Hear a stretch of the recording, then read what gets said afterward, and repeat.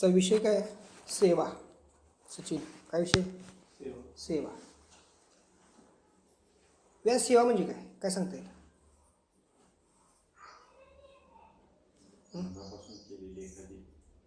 कुणाची? स्वतःची? सेवेचा अर्थ काय? शुभम? निस्वार्थ म्हणून केलेली. आदित्य, सेवा म्हणजे काय सांगता येईल?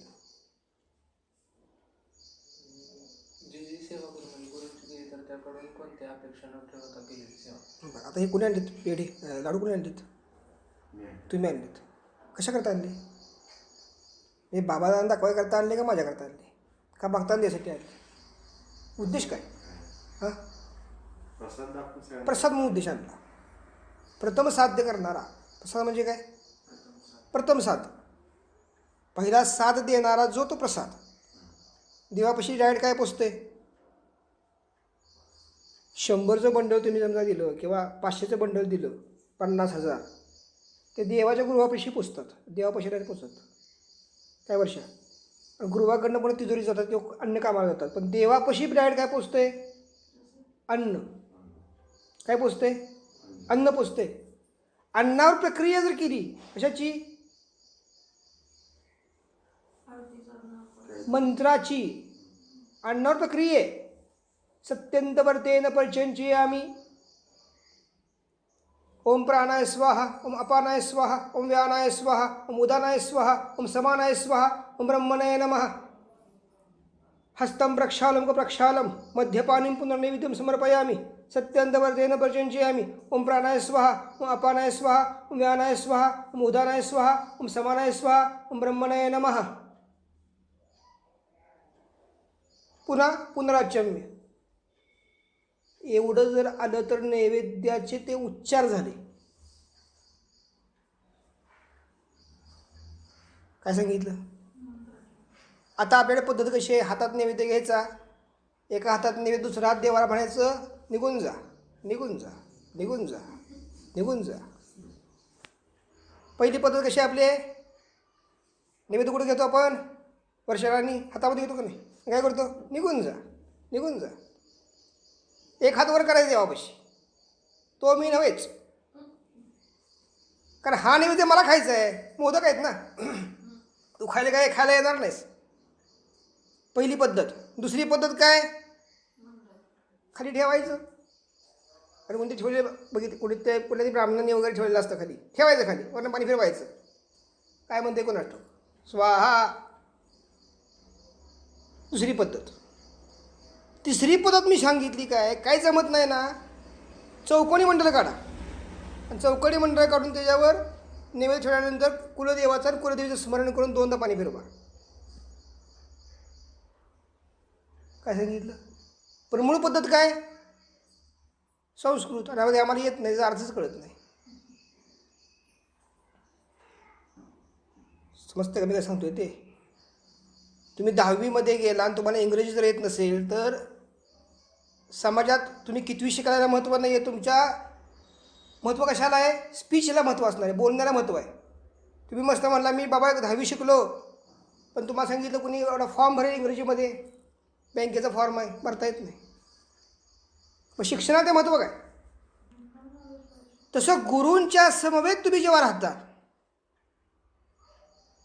गुरूंच्या समवेत तुम्ही जेव्हा राहता आणि गुरूंच्याकडून कामाची अपेक्षा करता, काय सांगितलं? गुरूंच्या समवेत राहून गुरूंच्याकडनं काय करतो? कामाची अपेक्षा करतो. मग समवेत राहणारा जो काळ आहे, झाडू मारला असेल आणि काय केलं असेल, हार फुले तुरे दिले असतील गुरूंना, याचा विनियोग सेवेमध्ये होत नाही. काय सांगितलं?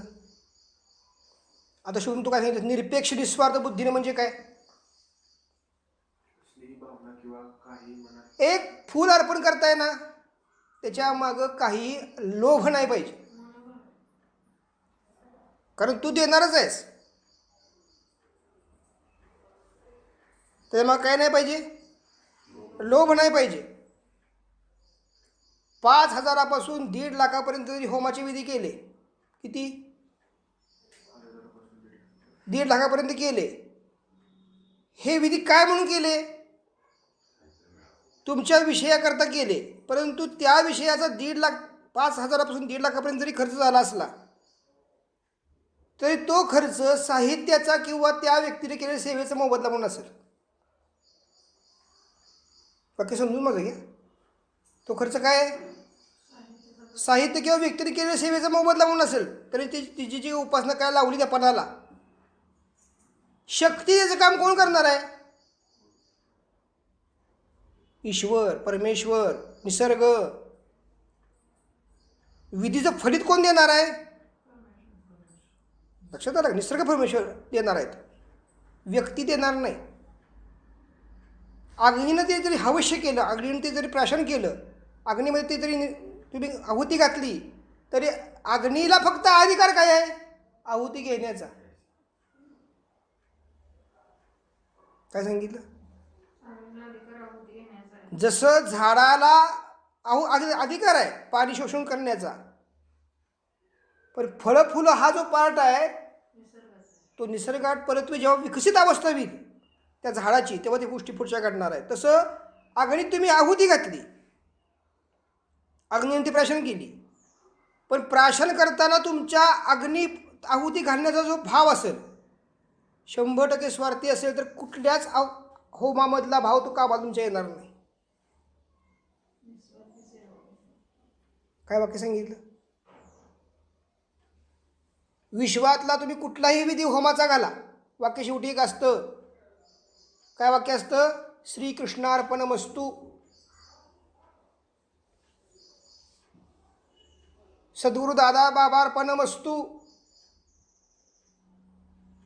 किंवा मंत्रपुष्पांजली. हे जे मी केलेलं आहे हे मी काहीच केलेलं नसून हे तू माझ्याकडनं करून घेतलेलं आहेस, आणि तुला जे पटल, वर्षावाक्य समजून घ्या, काय सांगितलं, तुला जे पटल तो मला तू आशीर्वाद दे, या भावनेनं विधी केला आहे. अशा भावनेनं जेव्हा विधी होतो तेव्हा परमेश्वर मनाला आनंद देऊन तुम्हाला आशीर्वाद देतो. सचिन समजतंय का. पण मी एवढा खर्च केला, मी एवढा खर्च केला, मला गुण आलाच पाहिजे. मग माझा माता पित्याने जन्म दिला, मग आयुष्य माता पित्यापाशी का जात नाही. फळ निर्माण करणारी व्यक्तीला फळ खायचा अधिकार नाही. मी नेहमी सांगतो, झाडाचं फळ झाड कधीच खात नाही. फळ कोणासाठी येते, इतरांसाठी. तसं तुम्ही ज्या गुरुच्या आज्ञेनं विधी करता ते गुरु प्रसन्न जर असतील तुमच्या विधीच्या प्रित्यर्थ, तर ते प्रेयर देवाला करतील, हे परमेश्वरा ह्यांना सुख समाधान दे, आणि मग तुम्हाला परमेश्वर आशीर्वाद देईल. विधी हे निमित्त आहे.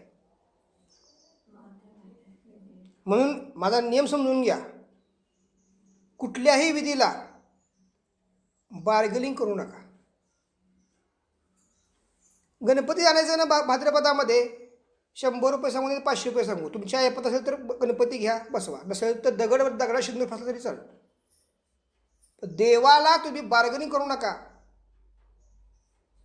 50 कमी करा किंवा 100 कमी करा किंवा, ती फक्त मूर्ती येईल, देव येणार नाही.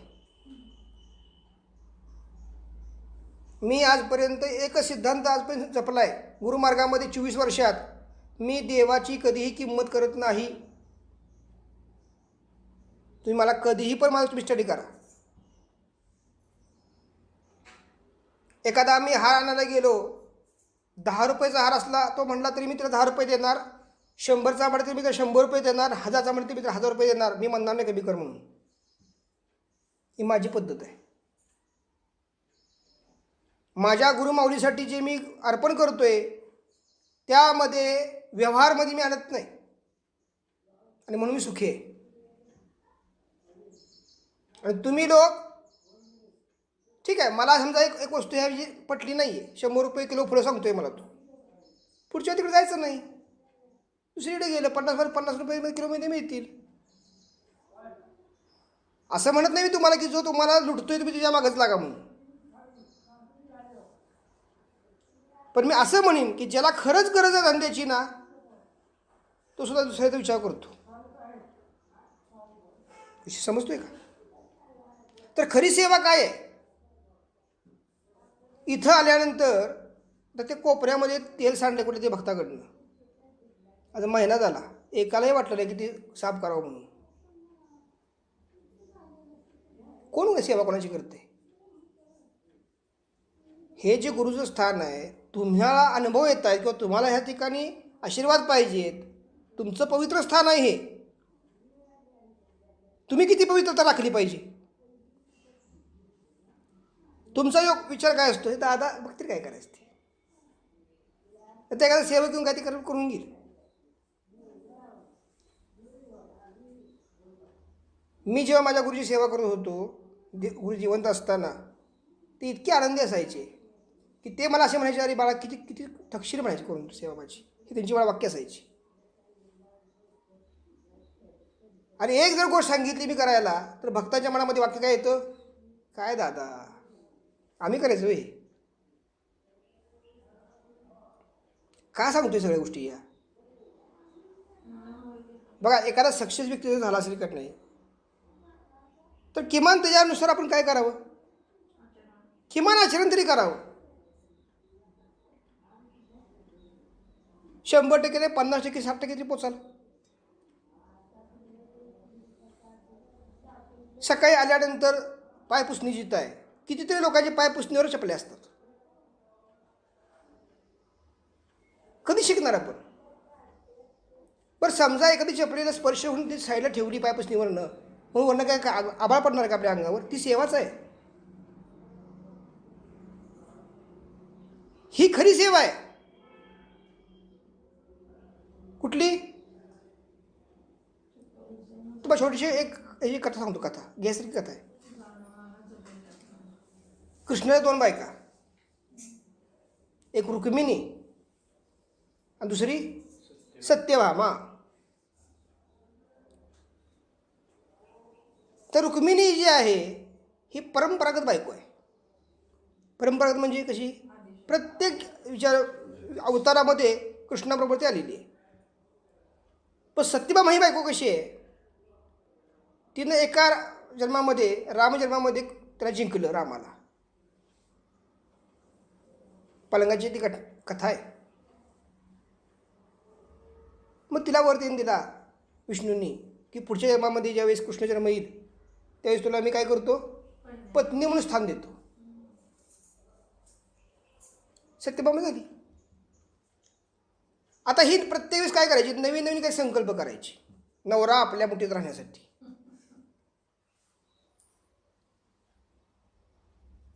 आता काय झालं? कृष्णानं, रुक्मिणीनं गाव जेवण घातलं होतं. कशासाठी घातलं? तर पतीचं आयुष्य वाढवा म्हणून घातलं. कशा करता घातलं? पतीचं आयुष्य वाढवा म्हणून घातलं. समजा 4 हांडे उकळले, लोकांना वाटले. कसं झालं का? 4 हांडे काय केले? लोकांना वाटले. सत्यभामाला ते बघितलं, ते म्हणली ही 4 हांडे वाटते, आपण 8 हांडे वाटूया. आणि ते कशा करता वाटूया? तर हिच्यापेक्षा मी श्रेष्ठ किती आहे हे बघण्याकरता वाटूया. 4 हांडे उकडून वाटताना सप्तऋषी वगैरे सगळ्यांना आवाहन करून ते सगळ्यांनी जेवायला बोललं होतं. तर एक खारुटी होती. खारुटी ती तिच्या त्या अन्नात लोळली. त्या अन्न खाताना जरा पाय घसरला, लोळली. सगळ्यांना आव्हान तिने दिलं होतं खायला यायला, पक्षी प्राणी सगळ्यांना दिलं होतं. जिथं ती लोळली गेली तो अर्धा भाग शरीराचा सोनेरी झाला. काय झाला? सोनेरी झाला, पट्टा पडला अर्ध्या भागाला. दुसऱ्या दिवशी हिचं आमंत्रण होतं सत्यभामेचं. तिने विचार केला तर ह्याला अर्धा भाग तिथं सोनेरी होईल, म्हणजे मी सगळी पूर्ण सोन्याची तयार होईल. आता हे जर 8 हंडे झाले, मग तिथं पण तो प्रकार झाला. पण काही केलं हे काही हायशीच राहील, सोन्याच्या बाबतीत भाग झालाच नाही. ते सवय असते बघा. नाकात नथनी जर नवऱ्याने घातली तर सगळ्यांना फक्त नाकाचं फुसफुस करून दाखवायचं, का तर नथनी काढली पाहिजे नवऱ्याने दिली म्हणून. तसं हिनं सगळ्यांना विचारलं, बघा तिनं 4 हंडे, माझे 8 हंडे, कसं काय गणित आहे? कुणी दानधर्म खरा गेला, विषय होत होत होत त्या खरुत्यापाशी आला. खरुते म्हणाले, तू दानधर्म केलास, दान केलंस, पण धर्म नाही केलास. खरुते काय म्हणली, तू दान केलंस पण धर्म नाही केलास. म्हणजे म्हणली काय झालं गणित, तू हे करताना ज्या भावनेने केलंस, त्या भावनेमुळे तुझे 8 हंडे तू जरी घातले असलेस तरी म्हणजे माझं निम्म शरीर तिथे गेलं की म्हणजे सोन्याचं तयार झाले. बघ म्हणजे सोनेरी माझं संपूर्ण शरीर तयार झाले आणि इकडं हाय असं राहिले, म्हणजे तुझ्या भावनेत खोट आहे.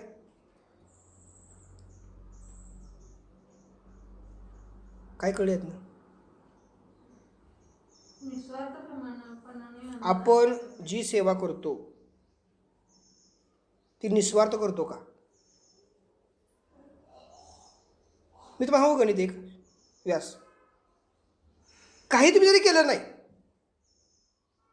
काय सांगितलं, कुठलीही कर्मकांड करू नका, काय हरकत नाही, फक्त गुरूंचं मन जिंका. आता काल तुम्ही ती वस्तू कोल्हापूरच घेऊन आला, पाठीमग त्या सागर करता प्रयत्न केले, माझ्याकडे आल्यापासून तुम्हाला फरक किती जाणवतोय? नव्हते का नाही?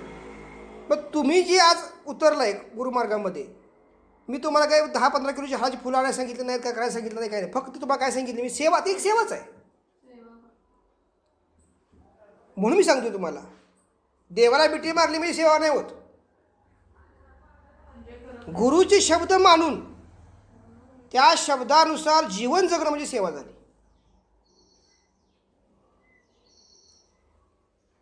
बघा ना, रामदास स्वामी, रामाचा दास, काय सांगितलं, रामाचा दास, रामदास. तुकाराम म्हणजे राम कुठे शोध नाही करता तुकोबाने अवतार घेतला. राम म्हणजे कोण? पण विष्णू आले. परत अर्थ कळत आहेत का? पण तुम्हा लोकांना आज ह्या सेवा जे दिली आहेत, हे पूजन करावं, का दिलं तुम्हाला? शब्दाला तुम्ही जोपर्यंत महत्व देत नाही, काय वाक्य माझं आहे, जोपर्यंत महत्व तुम्ही देत नाही गुरूंच्या शब्दाला, तुम्ही शक्ती कार्य करत नाही, हा सिद्धांत आहे.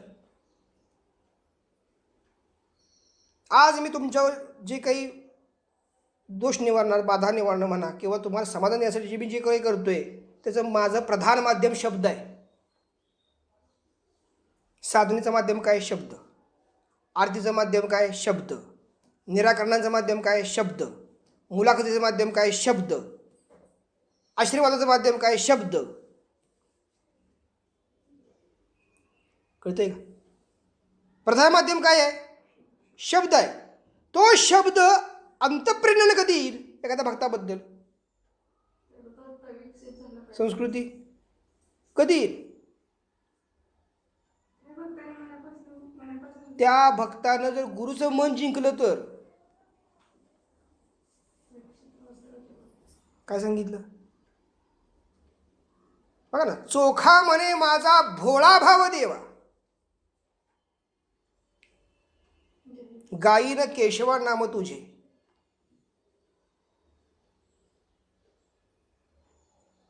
काय सांगितलं? अहो आमच्यासारखे सगळे संत फकीर भिकारीच की. हा, तुम्ही कधी ह्याचा अभ्यास केला का? आणि जरी एखादा संत फकीर आर्थिक मध्ये जरी उन्नती जरी मिळाली असेल त्याला, तर त्याला गुरु फक्त भिकारी पणाला लावतात पहिल्यांदा आणि मग शक्ती प्रदान करतात. तुम्ही कुणाचंही नाव घ्या, कुठलाही संत फकीर तुम्ही बघा, तुकाराम घ्या, ज्ञानेश्वर घ्या, अहिल्याबाई होळकर घ्या, तुम्ही कुणीही तुम्ही घ्या, त्यांची अवस्था बघा.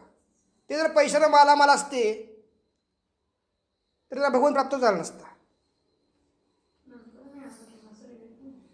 आणि माझी भगवंताला एक नेहमी विनंती असते, गरजेपुरतं दे बाबा. काय विनंती आहे माझी? गरजेपुरतं दे. कारण दुनियाला एक सवय आहे, चकाकी आली की दुनिया उन्मत्त होती. 2 वेळेस मिळत आहे ना. भुकेला कोंडा निजेला तोंडा, बास झाला आपल्याला. तिजोरी तयार करायची आणि कोणतरी तोडून नेमून त्याच्या दावानं हे तर हार्ट अटॅकनं मारायचं. कशानं मारायचं? हार्ट अटॅकनं कधी मारतंय माणूस? पेटे आणि तिजोऱ्या यातून होते चोऱ्या. माझे एक वाटेकरी आहेत, 2 वर्ष झाले सारखे माझ्या संपर्कामध्ये असतात. बिचारे गरीब आहेत, कुठलाही आजार नाही. सर्दीचा पळसूस त्यांना साधा नाही आहे. पण इकडं टिपल्यासारखी घरं आहेत बघा. टिपल्यासारखी कोरोना झाला, टिपल्यासारखी घरं आहेत. दान होतच नाही होतात ना त्या. फक्त आमच्याकडे येऊ देत.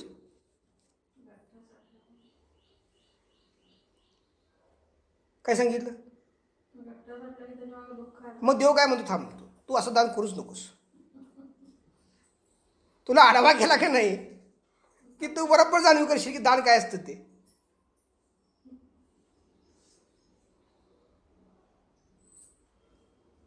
लक्षात आलं का? कुठे ह्यात सुट्टी कुणाला नाही आहे. मध्यंतरी आम्ही शाळा पण कोरोना झाला का नाही कोरोना? असं समजू नका की मोठी व्यक्ती म्हणजे काय होणार नाही. सगळ्यात त्यातून जायला लागतंय. पण एक मी असं म्हणेन, एखाद्या वेळेस गरीबा जाणार त्यात जायला लागणार नाही. का तर गरीब काय करतोय? त्याला जाणीव आहे. तो कष्ट करतो, अंगातनं घाम गळतो. पंख्याखाली AC खाली बसून माणसं सुखी राहत नाहीत. थोडंसं कष्ट झाले पाहिजे शरीराला त्या.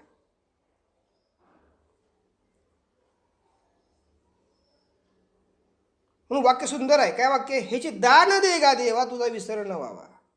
दान काय करायचंय? मागायचंय आपल्या भगवंता. काय मागायचंय? तुझा विसर होता कामा नये. लहान व्यक्तीपासून जर मोठ्या व्यक्तीपर्यंत जर आजार जडतायत, दुःख लागतायत, त्याचं मूळ कारण काय आहे? तर हात ओला होत नाही, दान वृत्ती नाही. तुम्ही आज फुलं अर्पण करताय, विधी करताय, हे सगळे दानाचे प्रकार आहेत. काय सांगतोय? हे सगळे प्रकार दानाचे. वेगवेगळ्या पद्धतीनुसार ती भगवंताने तुम्हाला दान सांगितले करायला.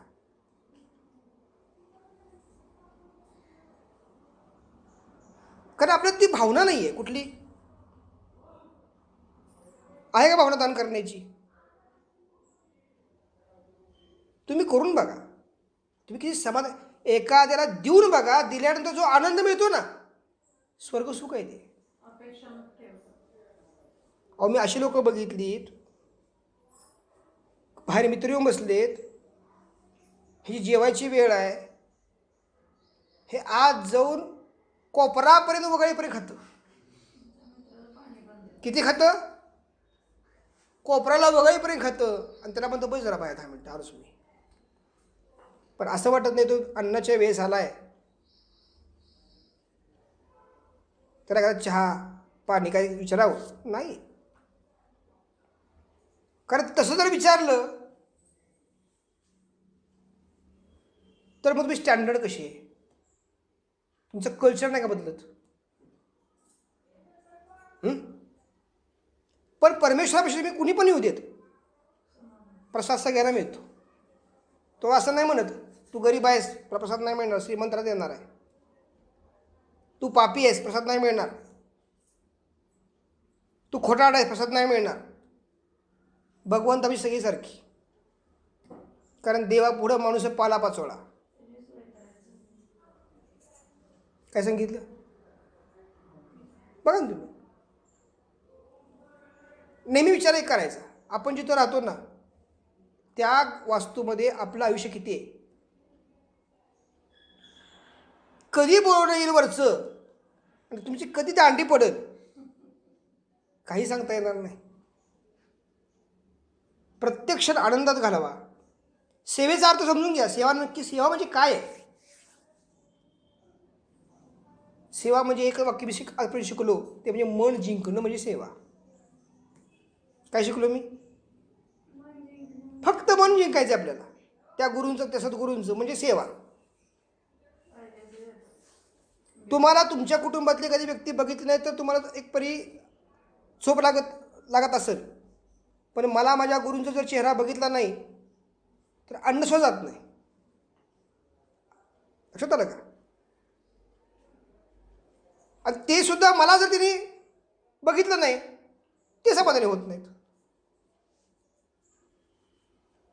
तुमचं काय होतं? कठीण समय येता कोण कामास येतो रामा. कधी? बरोबर ना? कठीण समय आल्यानंतर तुम्हाला भगवंत आठवतो. तो जर रोज तुम्हाला आठवला तर काय होईल? सचिन, रोज तुम्हाला जर देव आठवला तर काय होईल? कठीण समय येणारच नाही. शब्द काय? कठीण समय येता कोण कामास येतो. मग कठीण समय जीवन द्यायचं नसेल तर रोज कामास येतो. रोज तुझं आठवण काढायचंय. तर रोजच्या आठवणीला म्हणतात नामस्मरण. मला एक गणित तुम्ही सांगा, सापडते का तुम्हाला गणित? बघा, तुम्ही नाव घेता ओम श्री साईनाथाय नमः. तुम्ही गुरु म्हणून माझं नाव घेता ओम श्री श्रीपादाय नमः. भानगड काय यात? शुभम नाव का घेतो आपण हे? आता माझा एक भक्त ॲडमिट आहे विजय नावाचा, नाव घेतो जय साई. दादा नाव का घेतात ही?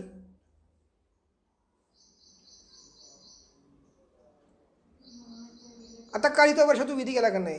पहिला मंत्र कुठला म्हटलास? ओम श्री श्रीपादाय नमः.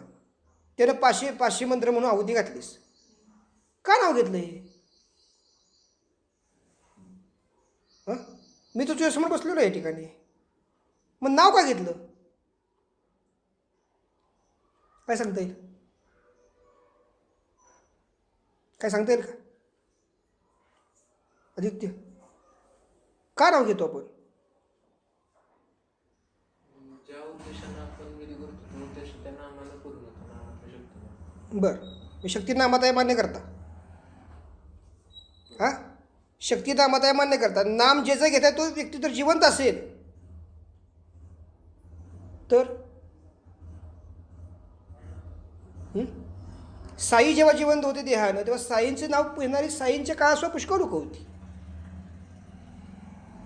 जिवंत व्यक्ती जर असेल ती गुरुमाऊली आणि तुम्ही त्याचं नाव घेत असाल तर शक्ती काम करते कसं करते का नाही करत? सचिन, कशी करते? हां, आता माझ्याशी तू बसलास का नाही? छान गोंड दिसतोस का नाही मला? तू माझं समजा नावं घेतलंस पण नाही घेतलंस, मी तुला बघतोयच की. मी तुला बघत नाही का? का नाही बघत? बघतोय ना. तरी पण तू नाव काय घेतोस माझं? व्यास काय सांगता येईल? शुभम, प्रेमा, हां, अरे पण नावात शक्ती यायला ती माध्यम पुढे पाहिजे का नाही? नावात शक्ती आहे मान्यच आहे मला. म्हणजे त्या व्यक्तीने इतकं घासलं असणार आहे की त्याचं नाव जरी घेतलं, काय सांगितलं? नामी सद्भाव समर्थ.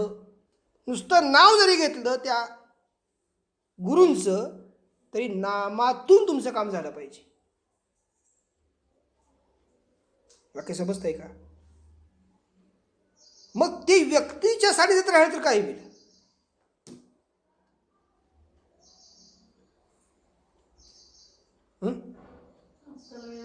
सचिन काय सांगता येईल? जर तुम्ही नाव घेताय ज्या गुरूंचं, त्यांच्या जर सानिध्यात तुमचा जर योग राहण्याचा झाला तर काय होईल?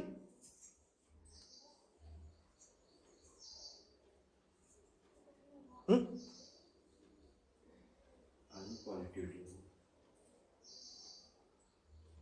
वास्तविक तुम्ही हे विधी औपचार सगळी जी करताय याच्यामागची भावना काय आहे? तुम्ही सगळी जे औपचार करताय का नाही, ह्याच्यामागची भावना तुमची काय आहे? सचिन, तुझं माझ्यावर प्रेम किती आहे? 100% आहे का कामापुरतं आहे? काय मार्ग नुसती कशा होते सांग की. 100% का कामापुरतं आहे? आहे बघ. 100% जर तुझं माझ्यावर प्रेम असेल, काय सांगितलं? काय सांगितलं व्यास? गुरूंच्यावर जर असेल तर कुठल्याच कर्मकांडाची आवश्यकता नाही.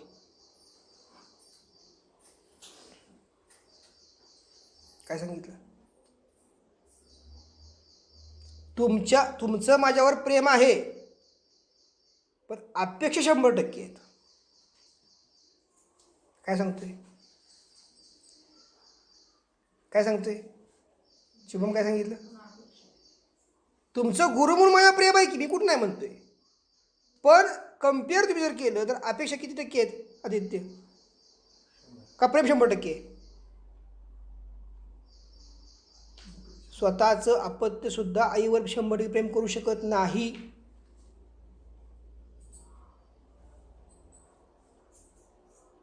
काय सांगतोय? अरे तुम्ही जर माझ्यावर 100% प्रेम केलं असतं तर नुसतं हात तुमच्या अंगावर जर फिरवला तर मला जे साध्य झालंय तुमच्यापेक्षा नुसतं का ते आलं?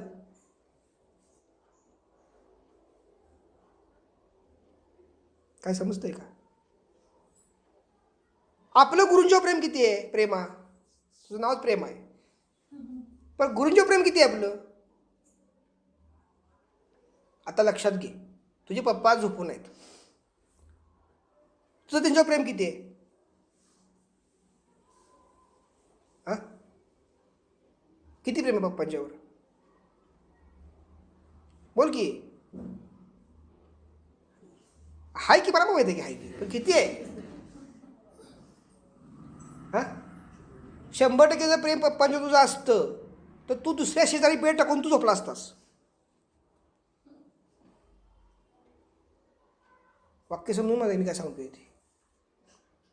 100% जर त्या व्यक्तीवर प्रेम असेल तर त्याला होणारा आजार तुम्हाला होतो, त्याला होणारं सुख तुम्हाला होतं, त्याला येणारं दुःख तुम्हाला येतं. 100% प्रेम असेल तर. जसं की स्वामी रामदासांचा जेव्हा देहक्रमण झालं, त्यांच्या अस्थी त्यांच्या शिष्याबरोबर काय झाल्या?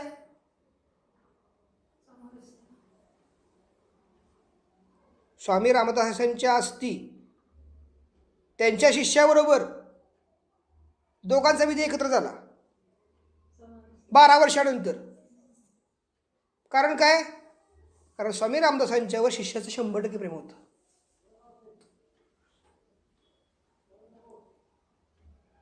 काय सांगतोय? तुमचं जर माझ्यावर 100% प्रेम असतं, तुमचं तुमच्या कुटुंबातल्या कुठल्याही व्यक्तीवर 100% प्रेम असतं तर सर्व चराचर उद्धरलेल्या नामस्मरणात ते 100% प्रेम नाही, ते यावं म्हणून तुम्ही नाम घेताय. त्या नामात तुम्ही जेव्हा एकरूप होत होत तुम्हाला असं जेव्हा वाटेल की हाच गुरु माझ्या योग्यतेचा आहे, हाच माझा उद्धार करू शकतो त्या नामाच्या पुलकित होण्यानं, तेव्हा तुम्ही जे ते एकनिष्ठ व्हाल. त्याचा 12 वर्ष काय जातोय, 24 वर्ष जातोय, 36 वर्ष जातोय का काही जन्म जात आहेत, हे तुमच्यावर अवलंबून आहे. जसं माझं माझ्या गुरु 100% प्रेम आहे, आणि त्याचं प्रूफ काय? हे कार्य. मी कधीच वाक्य असं वापरत नाही की मी केलं. माझं वाक्य गुरुने केलं, गुरु करून घेतील. तुम्ही गुरुनं प्रेयर करा, मी माध्यम आहे. तुमचं काय वाक्य असतं? मी केलं, आपलं आहे, माझं गेलं. जसं काय येतात सगळं घेऊन आला खाली, वरनं खाली. नागडेला काय ज्याला आला, नागडे निघाल्यावर नागडसुद्धा नाही, जाताना वर राखच तुमची होणार. येताना देह तरी आणला, जाताना काय मुठभर राख.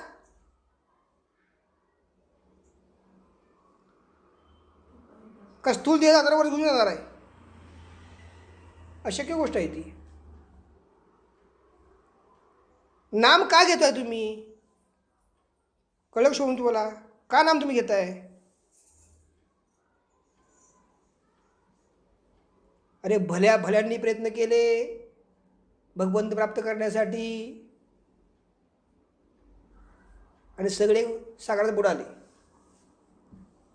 भल्या भल्यांनी प्रयत्न केले नियम पाळण्याचे. इतकं सोपं नाही. बरेच कंट्रोल भल्या भल्यांनी केलं,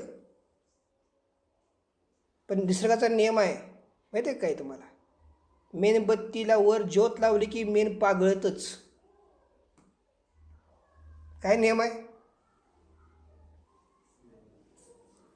जोपर्यंत ती पॅकेटमध्ये मेणबत्ती तेव्हा तुम्हाला दिसताना किती दिसणार? मोठी दिसणार आहे. तिला एकदा तुम्ही ज्योत लावली, तिला एकदा अग्नी लावला की ते पागळणारच. लक्षात आलं का? तसं तुम्ही एकदा या दोहसागरात, प्रापंचिक सागरात पडला, भवसागरात पडला, तुमचं अस्तित्वच राहणार नाही. तुम्ही कोण आहात हे तुम्हाला शोधावं लागेल. आणि तुमची पावती कधी कळती माहिती आहे का? तुमची मुलं देतात. मुलं तुमची पावती तुम्ही जन्माला घातलेली मुलं देतात. समाज पावती मला देणार नाही, मुलं देणार. मुलं ते म्हणणार काय केलं माझ्यासाठी, आली पावती. ती म्हणणार जगापेक्षा वेगळं काय केलं, आली पावती. ती म्हणणार उपकार केले का आमच्यावर, आली पावती. पावती कोण देतं? मुलं पावती देतात. आणि ती पावती भगवंतापाशी गेली तिची प्रिंट काढून की तुम्हाला मुक्ती द्यायची का भुक्तीत ठेवायचं हे भगवान ठरवतो. काय कळलं? 100 वर्षाचा एक काळ तुम्ही घालवला. तुमच्यासारखं तुम्ही एक रोपटं लावलं मूल या नावाचं. त्या मूल ह्या नावाच्या रोपट्याला तुम्ही संगोपनामध्ये काय करताय? त्याचा आत्मा तुमची पावती भगवंतापाशी देतो आणि त्या पावतीवर तुमचं मृत्यूनंतरचं जीवन अवलंबून आहे. म्हणून तुम्ही पितरामध्ये तुमचं पदार्पण होतं. ते जर 100% तुम्ही भगवंताशी एकनिष्ठ असता तर पुण्यात्मा म्हणून वर गेला असता. काय सांगितलं?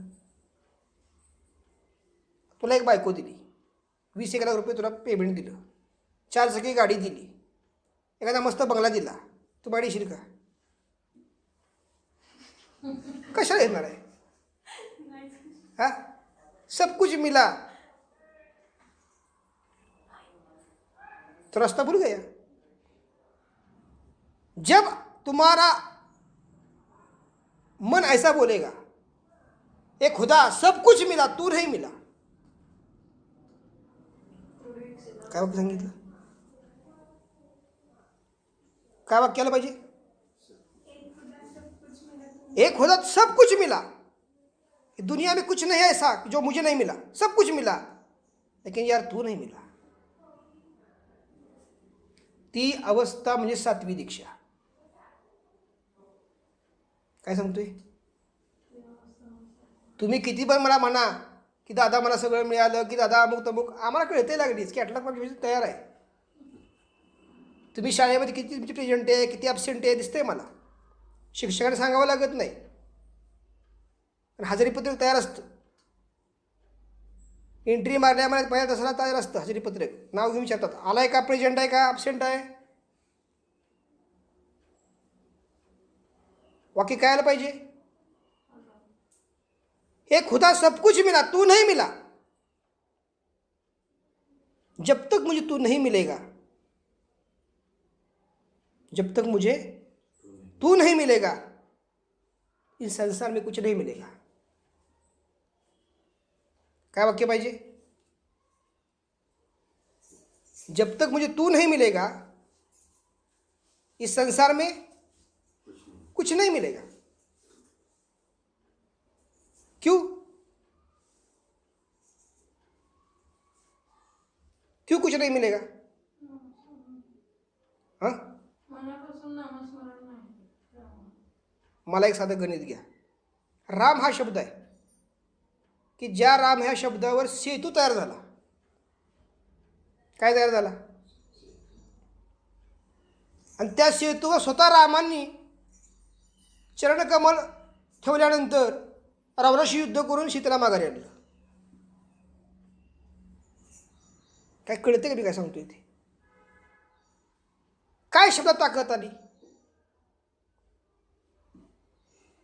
शुभम, शब्दात ताकद काय आली.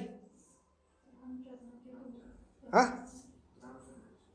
शब्द हे शस्त्र तयार झालं. काय तयार झालं, झालं का. तुमचे शब्द काय असतात सचिन, शब्द हे शस्त्र म्हणून वापरता का शब्द हे तुम्ही पर्याय म्हणून वापरता.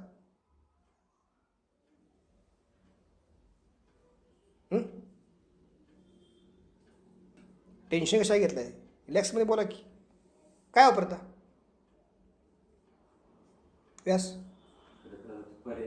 हा संदेश, शब्द तुम्ही काय म्हणून वापरता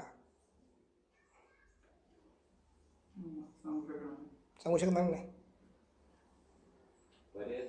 पर्याय तुमचे आहेत का शस्त्र म्हणून नाही. मी जर सांगितलं इथनं तर तुम्ही पुण्याला निघालाय, कोल्हापूरला निघालाय, मी सांगितलं बिनधास्त जावं काय होणार नाही. काय सांगितलं शब्द मी, बिनधास्त जावा काय होणार नाही. म्हणजे तुम्ही इथून त्या योग्य ठिकाणी जाईपर्यंत जबाबदारी कुणाची आली, शब्दाची ती आली, गुरूंच्या. लक्षात आलं का. मग ते शब्द हे काय झालं पाहिजे त्या अवस्थेमध्ये, शस्त्र झालं पाहिजे. काय झालं पाहिजे, झालं पाहिजे का नाही. आणि मी सांगितलं जा बिंदास जा काय होणार नाही, कोपऱ्यावर गेला पोलिसांनी पकडलं तुम्हाला.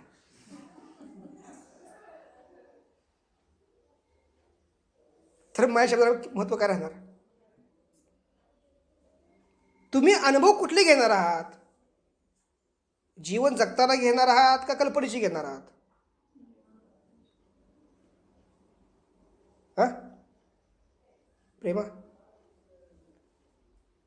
राईसपेट खातोयस म्हणजे काय चित्र खाणारच का तू, अन्नच खाणार ना. प्रत्यक्ष अनुभव तुम्ही काय घेताय, जीवन जगताना तुम्ही अनुभव घेताय. मग शब्द हे काय झालं पाहिजे, शस्त्र झालं पाहिजे. कधी होईल, शब्द हे नामात एक रूप झाल्याशिवाय होणार नाही. काय सांगतोय, शब्द काय झाला पाहिजे, माझा शब्द माझ्या गुरुनी झेलला पाहिजे. माझ्या गुरुनी शब्द झेलण्यासाठी मी गुरुने झेललं पाहिजे.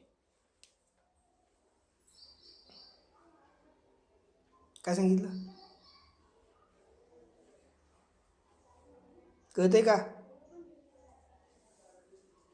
माझा शब्द कोणी झेलला पाहिजे, झेलला पाहिजे. आणि त्यांचा शब्द झेलण्याकरता काय केलं पाहिजे, मी गुरुने झेललं पाहिजे. त्यांच्या सेवेमध्ये कुठं उतराई झालं पाहिजे, कुचराई झालं नाही पाहिजे. मला सांगा, आता ही प्रसाद आहे, हे घेतलं की तुम्हाला समाधान वाटतं आणि भावना अशी आहे की भगवंतापासला प्रसाद आहे. हां, पण लग्नाचा प्रसाद खाल्ला हसले बघा ते. लग्नाचा प्रसाद खाली गेलो प्रश्न सुरू होत. कारण काय? अनुभव घेतलाय का शुभम? घेतला का अनुभव? काय कारण सांग बरं. उलट ह्याच्यापेक्षा त्यामध्ये जरा खडबरी सगळं असतं. मग ते का पचत नाही त्या पद्धतीनं? हं? काय नसतात. अरे बाळा, तो टोप मोठा असतो, त्यात पुष्कळ लोकांचं अन्न शिजलं जातं. लक्षात आलं का? आणि हे किती आहे? एक ताटली 500 ते त्यात 500ला ताटलीतच जाणार आहे तेवढ्याशा एका छोट्याशा. पण तिथं कसा टोप असतो मोठा. तिथं संस्कार असतात. काय असतात? 16 संस्कारातला एक संस्कार आहे विवाह संस्कार. त्या विवाह संस्कारामध्ये 2 गोष्टी आहेत. 2 गोष्टी कुठल्या आहेत माहिती आहे का संदेश? हल्लीच्या काळामध्ये लग्न करायचं म्हटलं की काय होतं? मुलं आनंदी होतात. सचिन काय सांगतोय? पूर्वीच्या काळात काय लग्न करायचं म्हटलं की काय व्हायचं? आनंदी व्हायची. पण ती बिचारी जेव्हा माहेरून सासरला जायची, तिच्या डोळ्यात पाणी असायचं. आता काय असतं? हसली बघ. पूर्वीचा काळ कसा होता? भावनिक म्हणता येत नाही त्याला, तर शब्द आहे कन्यादान. पूर्वीचा काळ कसा होता सचिन? कन्यादान शब्द होता. आता दान कोण कोणाला घेतं? हा, आता कन्यादान नाहीये, वरदान आहे. आता वराचं दान घेतलं जातं. सत्य का सत्य? कन्यादान जेव्हा तो शब्द होता त्यावेळेचं जे अन्न होतं ते सांस्कारिक अन्न होतं. कसलं अन्न होतं? आणि त्या सांस्कारिक अन्नाला काही नियम होते. आता जे वरदान सुरू झालं त्या अन्नाला नियम काय तुम्हाला माहिती आहे का? तुम्हाला मला सांगा, कुठल्याही विधीमध्ये पहिला काय येतो? गणपती येतो.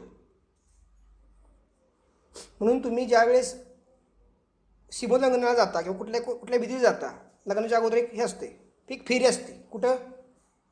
देवाकडं. तसंच नैवेद्यातला पहिला नैवेद्य कुणाला असतो? हां, असतो का देवाला?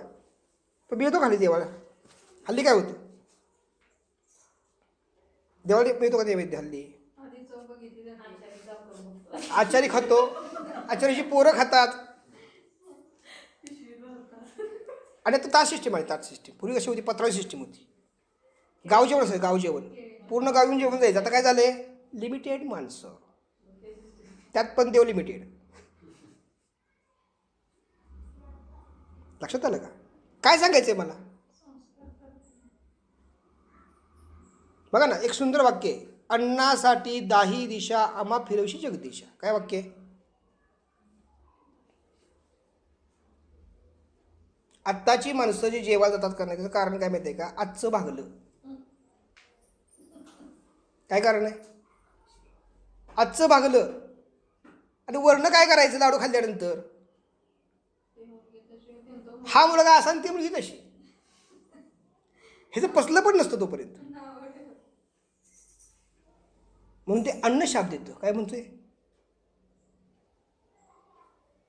तुम्ही सांगा ना, किती तुमचे नातेवाईक तुम्हाला भेटून लग्नसमयी त्या वधूवरांना भेटून जातात? असे किती नातेवाईक आहेत? आणि किती वेळ नातेवाईक लांबणंच असं करतात, हळू टर्न मारतात, जेवतात आणि घरी काढतात. आणि पुन्हा जेव्हा कॉन्टॅक्ट होतो सांगलं जातं किती गर्दी होती, वेळच मिळाला नाही भेटायला. आणि जरा उशीर येणं झालं, त्यामुळे पहिल्यांदा पोटाकडे गेलो, घरी गेलो. काय सांगायचं मला सचिन? टेन्शन घेऊ नकोस. काय सांगायचं मला? या सगळ्या विधीमध्ये ईश्वराचा आशीर्वाद पाहिजे. काय पाहिजे? तो हल्ली आहे का सगळ्या विधीमध्ये? मला काल एक फोन आला, काहीतरी 9:30-10च्या आसपास कधी फोन असेल, किती माहिती बोलते मला ती. फोन काय आला माहिती आहे का व्यास? फोन असा आला की माझं वय वर्ष 32 आहे, लग्न होत नाही. काय सांगितलं? मग तुमची कास्ट कोणती? म्हणजे ब्राह्मण आहे. ठीक आहे. मुंज वगैरे केली होती का? नाहीच केली म्हणजे. मग कुठली मुलगी पाहिजे? म्हणजे ब्राह्मणाची. म्हणजे कशा करता? नाही, पण आपण ब्राह्मणामध्ये आपण म्हणून ब्राह्मणाची मुलगी नको करायला. म्हटलं तुम्ही मुंज केलेली नाही, हां, मग ब्राह्मण कशा आहेत? कुठली चालते ना म्हटलं. नाही म्हणले मला ब्राह्मणाची मुलगी पाहिजे. म्हटलं परत मुंज करा. मग आता 32 वर्षाची मुंज घालायची म्हणजे बारसं करायचं, नंतर लग्न करायचं, नंतर सोड मुंज करायची, नंतर लग्न करायचं. हे जे सगळं आहे, हे सगळे 16 संस्कार आहेत. हे सगळे 16 संस्कार म्हणजे भानगड काय नक्की आहे सांगता येईल का? यस, 16 संस्कार म्हणजे 16 वेळा गुरूंचा आशीर्वाद आहे. काय वर्षा? प्रत्येक तुमच्या विधीला त्यात ती इष्ट देवता जी आहे गणपती नावाची, तिचा आशीर्वाद असल्याशिवाय तुमचा तो विधीच पूर्ण होत नाही. पण सुख करता आणि दुःख करता म्हणले. 16 वेळा तुमच्या जीवनात तुम्हाला गुरूंचा आशीर्वाद लागतो, देवतेचा आशीर्वाद लागतो. किती वेळा? 16 वेळा. ऐका माहिती? मग आता 16 संस्कार किती लोकांच्यावर होतात?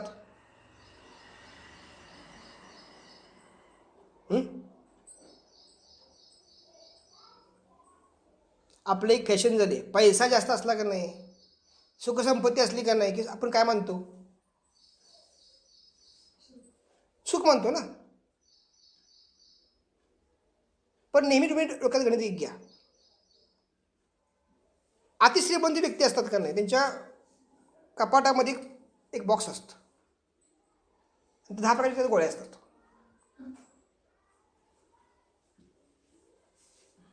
काय असतात?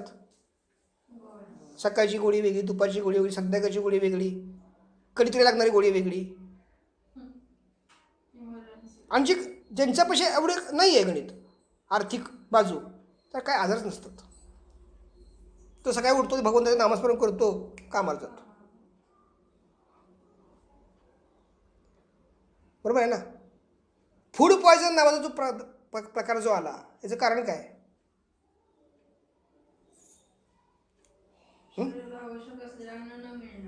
फूड पॉयझन म्हणतोय मी. संदेश काय सांगता येईल?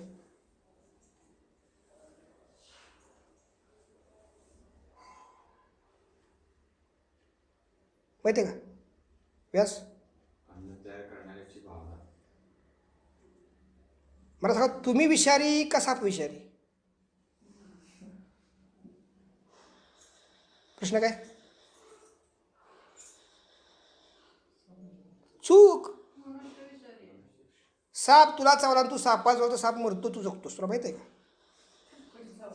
हा, साप तुला चावला आणि तू सापाला चावला, तर साप तुझ्या विषयानं मरतो, दाताच्या विषयानंच, पण तू जिवंत राहतोस. तुला माहिती आहे का? पण भानगड अशी की साप पुढं बघितला की तुझं काय होतं? तू साप होतोस.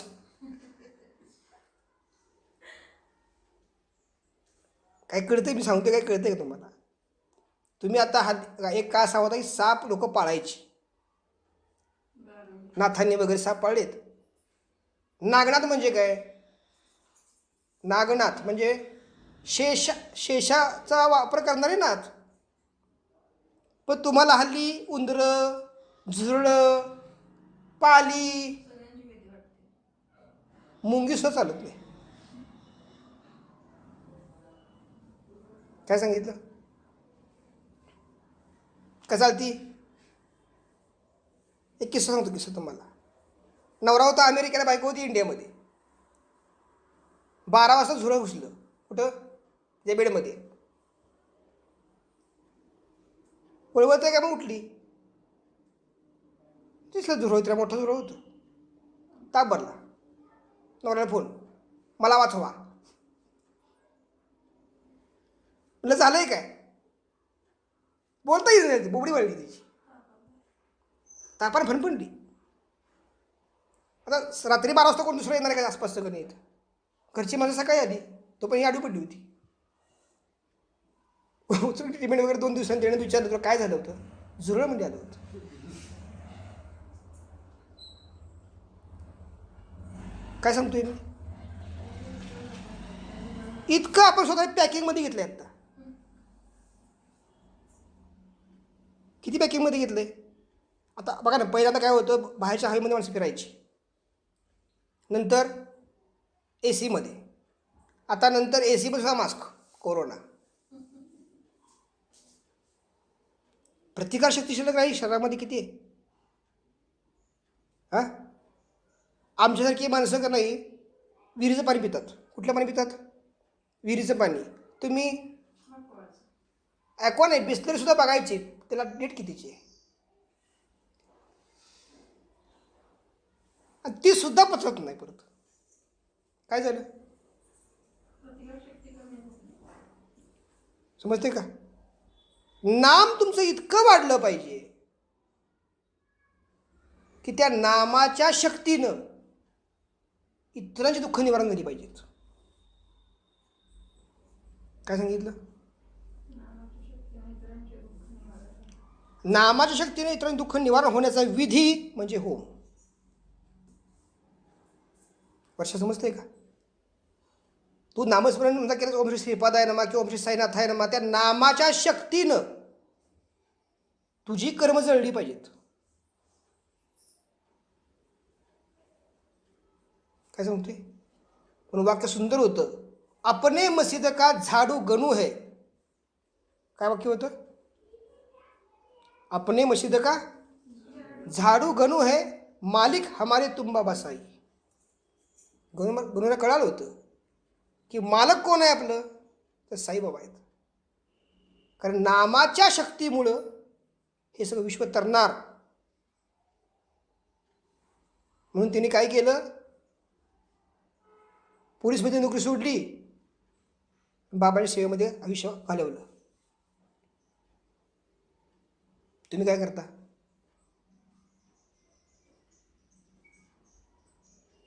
कळते का? काय करायचं आहे आपल्याला?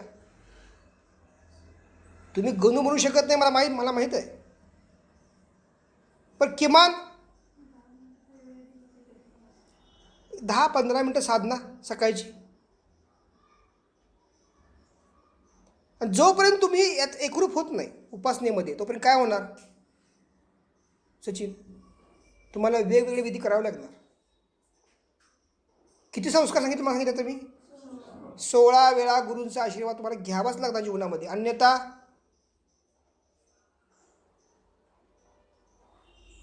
काय देते? इथलं लिहिलेलं फक्त 6वीला कळतं. कुणा कळतं? 6वीला आणि टिटवीला. कुणा कळतं? 6वीला आणि टिटवीला. टिटवीहून सांगून जाती, टेव टेव टेव टेव टेव करत जाती. ते गुरूंनाही कळतं. गुरुच्या नामस्मरणामध्ये 6वीनं लिहिलेलं बदलाची ताकद आहे.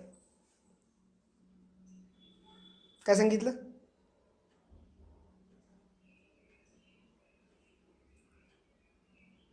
गुरुच्या नामस्मरणात काय ताकद आहे? तुमचं भविष्य बदलायची ताकद आहे. पण ते नामस्मरण कसं झालं पाहिजे? बघा ना, अलख निरंजन म्हणल्या पृथ्वी, आप, तेज, वायू आणि आकाश स्थिर व्हायची. काय व्हायची? कधी? नुसतं अलख निरंजन म्हणलं नाथांनी की ते पृथ्वी, आप, तेज, वायू, आकाश स्थिर व्हायची. तुम्ही पाळलेलं कुत्रं